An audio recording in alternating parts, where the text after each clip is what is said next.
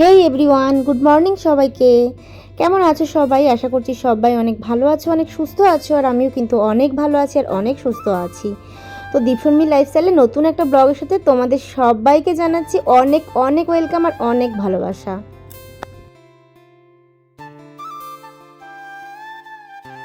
তো গতকালকের ব্লগে মানে আগের দিনের ব্লগে তোমরা নিশ্চয়ই দেখেছিলে যে বাড়িতে আমি পড়েছিলাম বাবা লোকনাথের পুজো। তো সে কারণে পুজো করলে যেটা হয় অনেকগুলোই ঠাকুরের বাসন জমে যায়। তো সেগুলোই আর কি আমি সকালবেলা উঠে দেখো মেজে ফেলছি। আর তার আগে একটা কথা বলি, তোমরা আশা করি আগের ব্লগে মানে আগের দিনের ব্লগে তোমরা সবাই দেখতেই পেয়েছিলে যে আমার শ্বশুরমশাই আর শাশুড়িমা বাড়িতে নেই। ওনারা ঘুরতে গেছেন, মানে ওনার বাবার বাড়িতে গেছেন, মানে মামা শ্বশুরের বাড়িতে আর কি ঘুরতে গেছেন। তো সে কারণে বুঝতেই পারছো আজকে পুরো সংসারের চাপটা কিন্তু পুরো পড়েছে আমার ওপরে। মানে সংসারের যত কাজ থাকে যাবতীয় কাজটা কিন্তু আজকে আমাকে একা করতে হবে, পুরোটা একা সামলাতে হবে। সুতরাং বুঝতেই পারছো কতটা চাপ রয়েছে মাথায়। তো সেজন্যই দেখো সকালবেলা তাড়াতাড়ি উঠেছি। আর খুব তাড়াতাড়ি বলবো না, ভেবেছিলাম অনেকটা সকালে উঠবো কিন্তু উঠতে পারিনি। সেই উঠতে উঠতে আমার 7:30 বেজেই গেছিলো। তো যাই হোক, যেহেতু অনেকটা বেলাও হয়ে গেছিলো, এবার এত কাজ নিজেকে একা হাতে করতে হবে, বুঝতেই পারছো। তো সে কারণে তাড়াতাড়ি করে কাজ করছিলাম। আর একটা বাড়িতে মানে এত বড় সংসারে কত রকম কাজ থাকে আশা করি তোমরা নিশ্চয়ই জানবে। সেটা যারা আর কি বিয়ে করেছো মানে বাড়ির বউ যারা, তারা আশা করি পুরোটাই জানবে যে একটা সংসারের কত কাজ থাকে আর কত চাপ থাকে। তো সেটা শাশুড়ি মা থাকলে কিছুটা হলেও সেই কাজটা অনেকটা এগিয়ে দেয়। তো না থাকলে যেটা হয় মানে সত্যি অনেকটা অসুবিধা হয়ে যায়, পুরো চাপটাই আর কি ঘাড়ের মধ্যে চলে আসে। তো ওইটা একটা টেনশন রয়েছে। আর এই দেখো তারপর ঠাকুরের বাসন মেজে আমি চলে এসেছি পুজো দিতে। তো তোমরা আর কি বলবে যে সকালবেলা উঠেই পুজো দিচ্ছ। আসলে হ্যাঁ, আমাদের বাড়ির নিয়ম হচ্ছে সকালবেলা ঘুম থেকে উঠেই যত কাজ থাকে সেগুলো আগে ফেলে রেখে আগে ঠাকুরকে খেতে দিতে হবে, তারপর আদার্স কাজে আমাদের মন দিতে হবে। তো সে কারণেই দেখো ঘুম থেকে উঠেই আমি আগে ফ্রেশ হয়ে ঠাকুর ঘরে এসেছি ঠাকুর পুজো দিতে।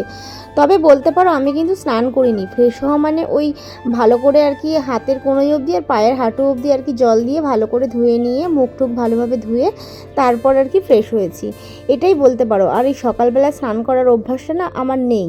তবে জানো তো, বিয়ের পর প্রথম প্রথম আমি কিন্তু সকালবেলা উঠেই স্নান করতাম, কিন্তু দেখতাম ওটাতে হিতে বিপরীত হয়ে যেত, মানে ঠান্ডা লেগে যেত, মানে প্রায় দিনই জ্বর আসতো। সে কারণে না ওই অভ্যাসটা আর মানে রাখিনি, সেই অভ্যাসটাকে ছেড়েই দিয়েছি।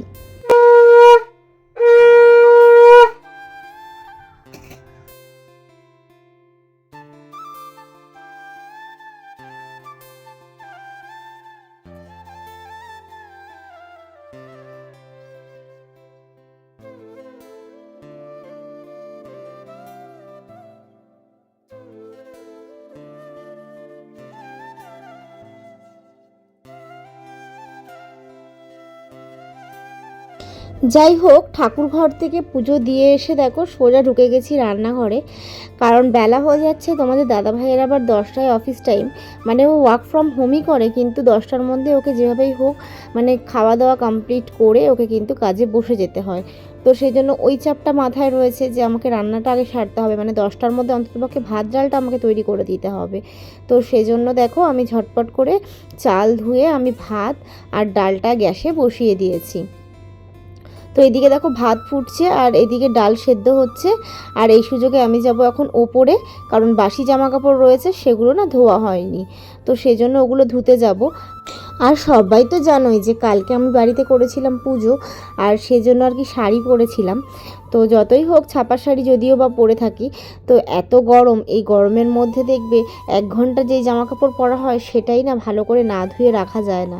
আর কি বলো তো, আমি শুধু ধুই না, যেহেতু গরমে একটু ঘাম হয় তো হালকা গন্ধও হয়, কিন্তু দেখবে এটা খেয়াল করে জামা কাপড়ে। তো সেজন্য আমি কি করি, একটু জলের মধ্যে একটুখানি সার্ফ দিয়ে জাস্ট গন্ধটা যাতে কাটে সেই কারণে ওই সার্ফ দিয়ে পরিষ্কার জামা কাপড়গুলোকে ধুয়ে নিই। তো সে কারণেই এটাই করছি। যেহেতু কালকে সারাদিন পরেছিলাম শাড়িটা, একটু হলেও তো মানে ঘাম হয়েছে আর গন্ধটাও একটু হালকা হালকা হয়েছে। তো সেই জন্য একটু সার্ফ মিশিয়ে সেই জলে ভালো করে ধুয়ে দিলাম। এগুলোকে আর কাচলাম না, একদিন করে পরেছি, সব তো পরিষ্কারই জামা কাপড়, আর কি কাচবো, তাই না? আর সত্যি কথা বলতে এই শাড়িটা যেহেতু আমি রেগুলার ইউজ করি না, মানে সত্যি বলতে কি বলো তো, শাড়ি পরে না আমার কাজ করার অভ্যাস কোনোদিনই ছিল না। আর বিয়ের পরও না আমি শাড়িটা পরেই নি বলতে পারো। তো এই দিকটা আর কি আমি বলতে পারো যে শ্বশুরবাড়ির দিক থেকে মানে অনেকটা সাপোর্ট পেয়েছি, যে আমাকে শাড়ি পরার জন্য সেরকমভাবে কেউ খুব একটা আর কি প্রেশার করেনি।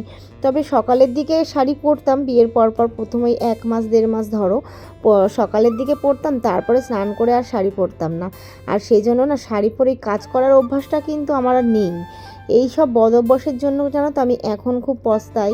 মানে এখন মনে হয় যে প্রথম থেকে যদি আমি এই জিনিসগুলো করতাম তাহলে হয়তো আজকে এতটা অসুবিধা হতো না। মানে আমি বলতে চাইছি যে এই যে শাড়ি পরে যে কাজ করার যে মানে অসুবিধাটা আমি ফেস করি, সেই অসুবিধাটা হয়তো হতো না, আমি শাড়ি পরেও কমফোর্টেবল ফিল করতাম, এটাই আর কি। আর জানি গ্রামের দিকে যারা বিয়ে করে সেসব বউদের শাড়ি পরে কাজ করার অভ্যেসটা বেশ ভালোই হয়, কিন্তু ওটা জানো তো আমি এখনও করে উঠতে পারলাম না। গ্রামের দিকে বিয়ে করেছি ঠিকই, কিন্তু তাও সেটা আর কি পেরে উঠলাম না। তো যাই হোক, দেখো তারপর নিচে নেমে এসেছি, আর তোমাদের দাদাভাই এতক্ষণে বাজার থেকে চলেও এসেছে। আর বাজার থেকে নিয়ে এসছে দেখো ওই পাট শাক নিয়ে এসছে, আর ওই ঠাকুমা শাশুড়ি বাড়িতে রয়েছে, তো ওই ঠাকুমা শাশুড়ি আর আমি মিলে আর কি পাট শাকটা বেঁচে ফেললাম। তো হবে হচ্ছে পাট শাকের ডাল আর পাট শাক ভাজা, তো দুটোই হবে, সে কারণে সব পাট শাকই আর কি রান্না করে ফেলবো। আর এদিকে তোমাদের দাদাভাই মাছ নিয়ে এসছে। জানো তো বিয়ের পর না দেখতাম ও না কিছুতেই না মানে বাজার করতে পারতো না, বাজার করতে মানে অনেকটাই ওর প্রবলেম হতো, মানে কোনো জিনিসের দাম ঠিকঠাক করতে পারতো না, যে দাম বলতো সে দামেই নিয়ে চলে আসতো। তারপর মানে যেই জিনিসগুলো আনতো, এই মাছ বলো সবজি বলো, কোনটা ভালো কোনটা খারাপ এগুলোর ডিফারেন্সটা না ও বুঝতো না। মানে যা দিত, মানে এই সবজিওয়ালা যদি যেই সবজিগুলো আর কি ওর হাতে তুলে দিত সেগুলো নিয়েই চলে আসতো। আর যদি মাছ বলো, যদি পচা মাছ দিয়ে দিত ও পচা মাছটাই নিয়ে চলে আসতো। ও কখনো না মানে দেখে নিয়ে আসতো না, বুঝতে পারতো না। কিন্তু দেখো আস্তে আস্তে কিন্তু ও এখন বাজার করাটাও অনেকটা সুন্দর শিখেছে। দেখো এখানে রুই মাছ নিয়ে এসছে, আর মাছগুলো কিন্তু বেশ ভালো। মানে এগুলো দেখি আর আমি অবাক হই যে মানুষ কত সুন্দর, মানে ঘাড়ে যখন প্রেশারটা আসে, চাপ আসে, তখন দেখবে সবাই সব কিছু শিখে যায়। সত্যি এই কথাটা ভাবতে না নিজেরও অবাক লাগে, আমি আমার নিজেকে দিয়েই কত কিছু বুঝতে পারি।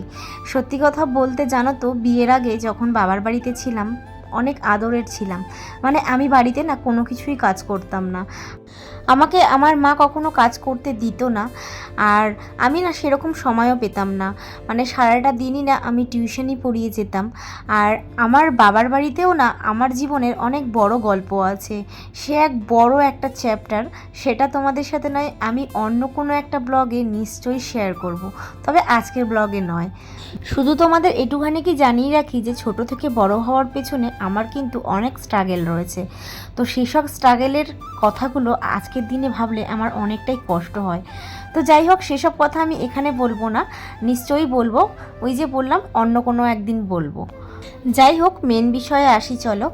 যেটা বলছিলাম যে বাবার বাড়িতে কিন্তু কখনো কোনো কাজ করতাম না, কিন্তু শ্বশুর বাড়িতে আসার পর দেখো, মানে বউ হয়ে আসার পর যে মাথার ওপরে কতটা চাপ চলে আসে সেটা একমাত্র বউ হওয়ার পরেই বোঝা যায়।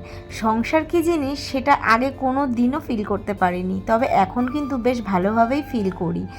বিয়ে করে আসার পর যখন এই বাড়িতে আমি প্রথম আসলাম, তখন না সত্যি বলতে আমার মনে হতো যে আমার মাথার ওপর মনে একটা বড় বোঝা চেপে গেল। কারণটা তোমরা বুঝতেই পারছো, অনেকের হয়তো কথাটা শুনে হাসি পাবে, আসলে না কি বলো তো, এই বাড়িতে আসার পর নতুন একটা আমার সংসার হয়েছে, আর সংসার মানেই তো বুঝতে পারছো কত রকম কাজকর্ম। তো সেগুলো যখন একটার পর একটা আমার ওপরে আসলো না, তখন না আমার ভীষণ না সমস্যা হতো, সেই সমস্যাগুলো আমি কাউকে না সত্যি বলতে শেয়ার করতে পারতাম না। আর সেই সময়টা অনেকটা কষ্ট হতো, মানে এটা ভেবেই কষ্ট হতো যে আমাকে হাতে ধরে শেখানোর মতন কেউ নেই। তো এখন তো সত্যি বলতে আমি অনেকটাই শিখে গেছি, তো এখন আর সেরকম কষ্ট হয় না। মানে যেই সময়টা আমার শেখার কথা ছিল সেই সময়টাই আমি অনেকটা কষ্ট পেয়েছি, আর এখন তো শিখে গেছি, এখন কোনো সমস্যাই হয় না। তাই তোমাদেরকে শেয়ার করলাম যে সত্যি এখন না ভাবতে ভীষণ অবাক লাগে যে সংসারের চাপ যখন ঘাড়ে এসে পড়ে তখন ওই বাবার আদরের রাজকন্যাটাও কিন্তু সব কিছু শিখে যায়, তাই না বলো? দেখো তোমাদের সাথে গল্প করতে করতে আমার এদিকে কতগুলো কাজ হয়ে গেল। তোমরা দেখতেই পারলে যে মাছের আঁশ ছাড়াচ্ছিলাম, তো মাছের আঁশগুলো ছাড়িয়ে মাছগুলো ভালোভাবে ধুয়ে নুন হলুদ মাখিয়ে রেখেছি। আর রেখে কিন্তু আমি ওইদিকে রান্নাটাও বসিয়ে এসেছি। আর এইদিকে রান্না বসিয়ে আমি দেখো এদিকে ঘর মুছে নিচ্ছি, যেহেতু সকালের দিকে মোছা হয়নি। দেখবে এভাবে যদি বুদ্ধি করে কোনো কাজ করা যায় না, দেখবে কাজ কিন্তু অনেকটাই এগিয়ে যায়, কোনো রকম কিন্তু অসুবিধাই হয় না, তাই না? তো সেটাই আমি করছি, এদিকে রান্না বসিয়ে একটু একটু করে রান্না করছি আর একটু একটু করে আমি পুরো বাড়িটাকে মুছে ফেলছি। জানো তো, এই ঘর মুছতে মুছতে না একটা কথা তোমাদেরকে ভীষণ শেয়ার করতে ইচ্ছা করছে। অনেকের মতে জানো তো, ঘরবাড়ি নাকি পুছতে হয় মানে অনেকটা সকাল সকাল করে, মানে অনেকটা সকালবেলায় নাকি ঘরবাড়ি মুছলে নাকি ঘরের মধ্যে নাকি লক্ষ্মী থাকে, আর নইলে নাকি ভগবান বাস করেন না, মানে সেটা যদি একটু বেলা হয় সেটা নাকি ভগবান নাকি তাতে থাকে না, এটা নাকি অলৌকিক ছায়া। তো তোমাদের কি মত একটু জানিও তো। কি বলো তো, এই কথাটা না অনেক বড়রা বলে যে ঘরবাড়ি নাকি সকাল সকাল মুছতে হয়, মানে সেটা যদি 7টা বা 8টা বেজে যায় সেটা নাকি অনেকটাই মানে সংসারের জন্য ক্ষতিকারক। তো সে কারণে না আমার আর ঘর মোছাটা না সকালবেলায় হয় না, শাশুড়ি মাই মুছে ফেলে। কারণ কি বলো তো, ওই যে তোমাদেরকে বলি যে আমি ভোরবেলা উঠতে পারি না, আমার ঘুম ভাঙতে ভাঙতে একটু বেলা হয়, 7টা সাড়ে 7টা তো বাজেই। আর আমি ঘুম থেকে উঠেই দেখি শাশুড়ি মায়ের সব কিছু করা কমপ্লিট। এবার তোমরাই বলো তো যে এখানে আমার কি করার আছে। আমি চেষ্টা করলেও না আমি এত সকালবেলায় উঠতে পারি না, আর সকালবেলায় উঠলেও না আমি এনার্জিটা ঠিক পাই না যে সকালে উঠেই আমি এইসব কাজে নেমে যাব। মানে আমার মোটামুটি এনার্জিটা ফিরে পেতে আধ ঘন্টা সময় তো লাগেই। তো এটা হচ্ছে ব্যাপার। তো এটাতে অনেকে রাগ করে আমি জানি, কিন্তু আমার কিছু করার নেই, মানে আমাকে ওটাই মানিয়ে নিয়ে থাকতে হয়। আর সত্যি কি এরকম কিছু হয় জানি না, তবে কি বলো তো, আমার দেখা অনেক সংসার আছে যেগুলোতে কি না এই বেলাতেই কিন্তু ঘরবাড়ি মোছা হয়। তো আমি তাদের ক্ষেত্রে তো কখনো দেখিনি যে তাদের লক্ষ্মীশ্রীটা কখনো কমে গেছে, তাদের তো আয় উন্নতি সব দিকেই ঠিকঠাক চলছে, অনেকটা বেশি হচ্ছে। আর কি বলো তো, আমার না একটা কথা ভীষণ সত্যি বলে মনে হয়, যেটা হচ্ছে বাড়ির বউ, তো বাড়ির বউদের না পায়ে পায়ে দোষ হয় জানো তো। মানে বাড়ির বউ হলে না দেখবে যেই কাজটাই করুক না কেন সেটাতেই কিন্তু সবাই দোষ ধরে, মানে যতই করুক না কেন তাও কখনো নাম পাওয়া যায় না, হাজার করলেও বাড়ির বউদের কখনো নাম হয় না। এটা তো হয়ে আসছে, তাই না বলো? তো আমার ক্ষেত্রেই বা কেন হবে না? তো সেটাই, এই জন্য আর আমি কিচ্ছু এসব নিয়ে ভাবিও না, কিছু মনেও করি না। যাই হোক, চলো ব্লগে ফিরে আসা যাক। তো দেখেছো, তোমাদের সাথে কথা বলতে বলতে আমার এদিকে রান্না হয়ে গেছে, আর রান্না করার পরে যা বাসন ছিল সেগুলো মেজে ফেলেছি। আর এদিকে চলো তোমাদের সাথে এক ঝলক আমাদের মেনুটা শেয়ার করে দিই।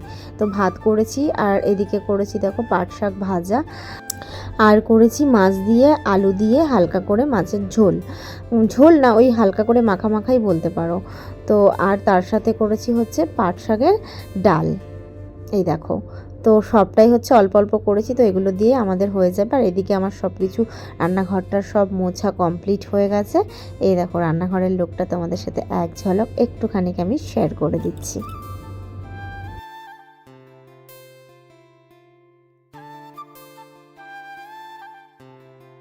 A few moments later.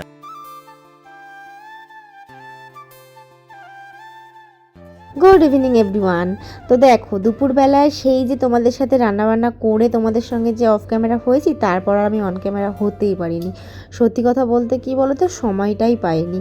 নিচের সমস্ত কাজ করে এসে তারপর তো ওপরেও কিছু কাজ ছিল না, ওপরের ঘর মোছা, তারপর আগের দিন কিছু জামা কাপড় ছিল সেগুলোকে একটু কাছাকাছি করে দেওয়া। তো এসব করতে করতে আমার স্নান করতে অনেকটা বেলা হয়ে গেছিলো। তো স্নান করে তোমাদের দাদাভাইকে খেতে দিলাম, ঠাকুমাকে খেতে দিলাম। তো তারপর বাসন টাসনগুলো মেজে এসে আমি দেখো ওপরে এসেছিলাম। আর ওপরে এসে একটুখানি আজকে রেস্ট করতে পারিনি, তার কারণ কি বলো তো, ওই যে আগের দিনে যে ব্লগটা তোমাদের সাথে আপলোড দিলাম সেই ব্লগটা আমার একদম এডিট করা ছিল না, তো সেটা নিয়ে বসেছি। তো ওটা নিয়ে আমাকে এডিট করতে করতেই আমার সন্ধে হয়ে গেছিলো। তারপর আর কি করব, সন্ধ্যা দিতে গেলাম। আর আমাদের বাড়ির সন্ধেটাও তো সেই পুজো দেওয়ার মতনই দিতে হয়, মানে পুরোটাই আবার আরেকবার পুজো দিতে হয় সন্ধেবেলায়। তো সেটা তো আমার অনেকটা সময় লাগে। তো পুজোটা দিয়ে এসে দেখো ওই যে বাইরে যেগুলো কাঁচা কেচে দিয়েছিলাম সেগুলোকে তুলে নিয়ে এসে ওগুলোকে আমি ভাঁজ করে রাখছি। তো তো সারা দিনটা আজকে এইভাবেই গেল সংসারের কাজকর্ম নিয়ে। তো সেটাই তোমাদের সাথে শেয়ার করলাম। তো ব্লগটা কেমন লাগলো জানিও। আর ওইদিকে দেখো তোমাদের দাদাভাই কিন্তু এখনও অফিসের কাজ করছে। আর কি বলো তো, সারাদিন একভাবে বসে বসে কাজ করে তো ওরও না ঘাড় পিঠ কোমর এগুলো না খুব ধরে যায়, সেই জন্যই খালি এদিক ওদিক করছিল। আর আমি ওকে বলছিলাম যে বাবু আজকে বিকেলবেলা একটুখানি বেরোবে, তো ও বলছিল কোথায় যাবে। তো আমি ওকে বলছিলাম চলো না একটুখানি যাই, কিছু খেয়ে আসি। আসলে কি বলো তো, অনেক দিন না বাইরের খাবার খাওয়া হয় না, তাই জন্য মনটা আজকে খুব ইচ্ছে করছিল যে বাইরে থেকে কিছু খেয়ে আসি। আর বাইরের ভাজাভুজি খাওয়াও না অনেকটা বন্ধ করে দিয়েছি, কারণ তোমাদের দাদাভাই না অলরেডি পেটের প্রবলেমে ভুগছে। তো সে কারণে ডাক্তারও একদম ফাস্টফুড বলো আর ভাজা এগুলোও কিন্তু সব বন্ধ করে দিতে বলেছে। তো সেই জন্য আর খাওয়া হয় না। তো তারপর দেখো অনেক ভেবেচিন্তে আসলাম হচ্ছে আমাদের বাড়ি থেকে কিন্তু অনেকটাই দূর, এটা বেশ দূর, একটু গ্রামের দিকে মানে ভেতর দিকে। তো এখানের লোকেশনটা দেখো, তোমাদের সাথে একটু শেয়ার করছি। দেখেছো কতটা ছুনছান, কিন্তু আমার বেশ ভালো লাগে। আর এই যেখানে এসছি এই কাকুর কাছে না মাংসের ঘুগনি পাওয়া যায়, আর এনার ঘুগনিটা না সত্যি মানে খুব সুন্দর, খুব টেস্টি হয়। তো সেই জন্য এই মাংসের ঘুগনি খেতে এনার কাছেই দৌড়ে আসি। তো দেখেছো একদম নর্মালি চলে এসেছি দুজনে মিলে। আর তারপর দুজনে 2 প্লেট ঘুগনি নিয়েছি। আর আজকে কিন্তু অনেকটা বড় প্লেটে নিয়েছি, মানে 40 টাকার করে ঘুগনি খেয়েছি। বুঝতে পারছো কতটা ঘুগনি খেয়েছি আজকে, মানে বড়। তোমরা যখন দেবে তখন তোমরা দেখতে পারবে যে বড় কন্টেনার করে দিয়েছে, মানে এখানে 20 টাকার পাওয়া যায়। যে ভাড়গুলো দেখতে পাচ্ছ এই ভাড়ে, আর এই যে আমাদের যেটাতে দিচ্ছে এগুলো হচ্ছে 40 টাকা করে। তো এই এতটা করে ঘুগনি আমরা খেয়েছি। ভাবছো না যে দিদিভাইরা কি খেতে পারে? আসলে তোমাদের দাদাভাই বলছিল ওই যে ভাড়গুলো রয়েছে, এই ভাড়গুলোতে না ছোট্ট ছোট্ট, তো মানে বেশিটা আর ঘুগনি ধরবে না, তার থেকে এগুলোতে খাও, সেটাই বেশি ভালো হবে। তো সে কারণেই খাওয়া। এই দেখো দুজনে মিলে দাঁড়িয়ে দাঁড়িয়ে গল্প করছি আর ঘুগনি খাচ্ছি। তো আজকে সারাদিনের ব্লগটা তোমাদের কেমন লাগলো অবশ্যই কমেন্ট করে জানিও। আর ভালো লাগলে অবশ্যই লাইক করো, আর ফ্রেন্ডস ফ্যামিলিদের সাথে প্রচুর শেয়ার করো। তো আজকের ব্লগটা এখানেই শেষ করব। চলো দেখা হবে আবার নেক্সট ব্লগের সাথে। ততক্ষণের জন্য তোমরা অনেক ভালো থাকো, অনেক সুস্থ থাকো। আর আমার চ্যানেলে নতুন হয়ে থাকলে অবশ্যই চ্যানেলটা সাবস্ক্রাইব করে আমাকে পাশে থেকো, প্রচুর আমাকে সাপোর্ট করো। কারণ আমাকে কিন্তু তোমরা কেউ সাপোর্টই করছো না, আমাকে কেউ সাবস্ক্রাইবই করছো না। তো প্লিজ তোমরা আমাকে একটুখানি সাপোর্ট করো, একটু ভালোবাসা দাও। চলো ভালো থেকো সবাই, গুড নাইট, টাটা।